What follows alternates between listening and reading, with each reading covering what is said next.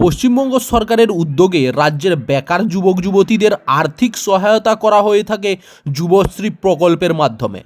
অনেকে বেকার ভাতা নামেও জানেন একে।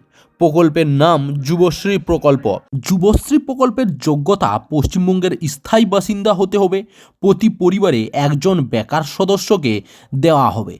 এমপ্লয়মেন্ট ব্যাংকের নামে নথিভুক্ত করে রাখতে হবে। ন্যূনতম অষ্টম শ্রেণী পাস করতে হবে। যুবকের বয়স 18 থেকে 45 বছরের মধ্যে হতে হবে। এই প্রকল্পের রেজিস্ট্রেশন করার পদ্ধতি আমি একে একে আপনাদের এবার জানাবো। প্রথমে অফিসিয়াল ওয়েবসাইটে প্রবেশ করুন। employmentvnkWB.gov.in এরপর নিউ এনরোলমেন্ট জব সিকার লেখা স্থানে ক্লিক করুন।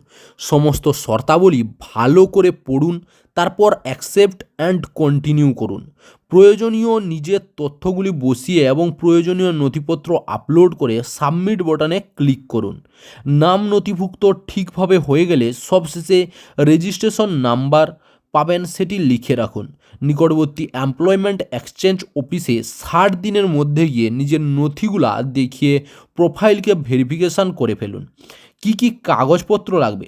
মাধ্যমিক এবং উচ্চ মাধ্যমিক সার্টিফিকেট জেরক্স, আধার কার্ডের জেরক্স, ভোটার কার্ড এবং প্যান কার্ড, নিজের ছবি, সিভি, বায়োডাটা এবং নিজের ব্যাঙ্ক অ্যাকাউন্টের বইয়ের জেরক্স প্রথম পেজটার। বেকার যুবক যুবতীদের মাসিক 1,500 টাকা দেওয়া হয়ে থাকে এর মাধ্যমে। চাকরির খবর থেকে শুরু করে নিয়োগের খবর থেকে শুরু করে ঝড় ঝঞ্ঝা, দেশ বিদেশ, রাজ্য, জেলা এবং আপনার শহরের খবর একটা চ্যানেল আমাদের newsbangla.com-এ সবার আগে আপনারা পেয়ে যাবেন। তাই চ্যানেলটাকে অতি অবশ্যই সাবস্ক্রাইব করে পাশ থেকে বেল আইকনটা ক্লিক করে অল নোটিফিকেশন অন করে রাখুন। জয় হিন্দ, জয় ভারত।